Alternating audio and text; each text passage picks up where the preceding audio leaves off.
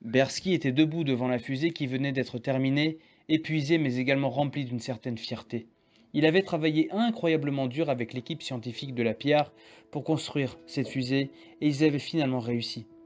La fusée était un véritable chef-d'œuvre de technologie moderne, conçu pour voyager à des vitesses incroyables et explorer des exoplanètes lointaines. C'est incroyable. Nous avons réussi à construire quelque chose d'incroyablement innovant. Nous allons maintenant pouvoir explorer l'espace comme jamais auparavant.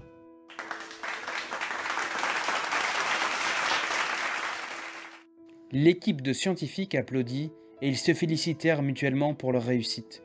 Bersky alla rejoindre Abba dans son bureau. Lilian était présent. Ah bah Lilian, je suis heureux de vous annoncer que la construction de la fusée est enfin achevée.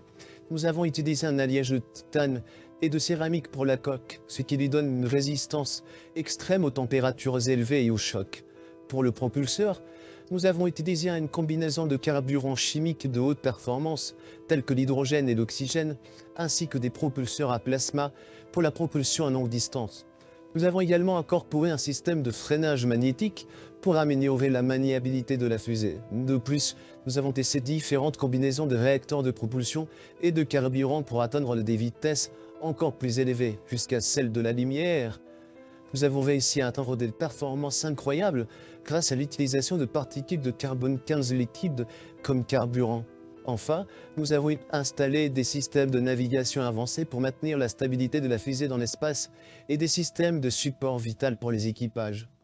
Nous sommes prêts à partir pour des explorations encore jamais vues dans l'univers. Je tiens à vous remercier, toute l'équipe de scientifiques pour leur dur labeur et leur dévouement à ce projet, qui va sans doute être un tournant dans l'histoire de l'humanité. Merci. Bersky, Abba et Lilian se rendirent dans les vestiaires de la Piar pour se vêtir de leur tenue d'astronaute. Bersky était particulièrement excité. Il ne pouvait pas croire qu'ils allaient finalement partir pour l'espace. Il parlait avec Abba et Lilian de tous les préparatifs qu'ils avaient effectués au cours des dernières semaines et de la fusée qu'ils avaient construite. Lilian lui fit remarquer qu'il semblait avoir oublié de mettre ses bottes spatiales, ce à quoi il répondit en souriant. Je suis trop excité. Je ne peux pas me concentrer sur quoi que ce soit d'autre. Bersky, Lilian et Abba se dirigèrent vers la fusée qui était d'une hauteur impressionnante. La fusée était recouverte d'une coque argentée étincelante qui reflétait la lumière du soleil. Ils entrèrent par une écoutille située sur le côté de la fusée. Une fois à l'intérieur, ils furent accueillis par le cockpit avec des écrans tactiles, des commandes et des boutons, tous éclairés par des lumières bleues et rouges. Il y avait également une zone pour les sièges, pour les passagers avec des harnais de sécurité. Plus loin se trouvait la salle des moteurs et la salle des réservoirs de carburant qui étaient séparées par une sorte de porte étanche. Il y avait aussi une salle de bain, une cuisine et une chambre pour dormir. La fusée était équipée d'un système de vie autonome pour maintenir une atmosphère respirable pendant le voyage dans l'espace.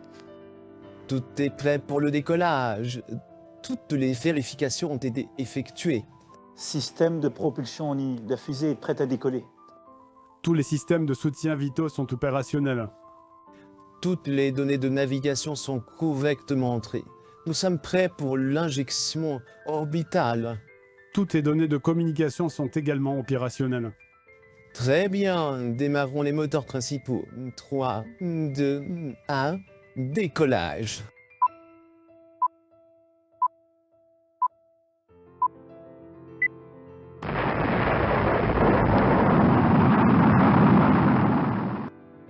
Vous êtes en orbite, toutes les fonctions de la fusée sont normales. Parfait. Nous allons continuer à surveiller tous les systèmes pendant que nous nous dirigeons vers notre destination. Nous sommes en route vers la première exoplanète prévue.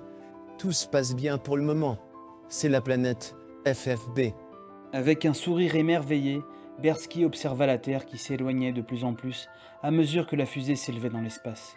Il contemplait les diverses régions de la planète qui défilaient sous ses yeux, émerveillé par la beauté de la nature, mais aussi touché par les zones dévastées par l'épidémie de carbone 15. Il pouvait voir les zones où le brouillard vert était présent. Il se tourna vers ses compagnons de voyage et leur dit : Regardez ça, c'est incroyable. La Terre est tellement plus belle vue d'ici. Mais on peut aussi voir les zones touchées par l'épidémie. Ça nous rappelle à quel point il est important de trouver une autre planète pour l'espèce humaine. Bersky jeta un dernier coup d'œil à la Terre qui s'éloignait petit à petit. Il prit une profonde inspiration et se tourna vers Abba et Lilian qui s'étonnaient à côté de lui dans la cabine de pilotage. Prêt? Bersky pressa le bouton qui actionnait le système de propulsion de la fusée.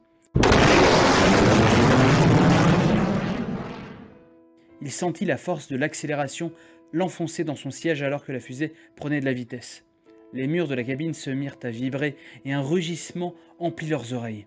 Il se concentra sur les instruments de navigation pour s'assurer qu'ils maintiennent leur cap. Puis, alors que la fusée dépassait 10 fois la vitesse du son, il appuya sur un deuxième bouton qui permettait à la fusée d'atteindre la vitesse de la lumière. Il regarda par la fenêtre et vit l'espace autour d'eux se tordre et se déformer sous l'effet de la relativité restreinte. Les étoiles se mirent à passer à toute vitesse autour d'eux.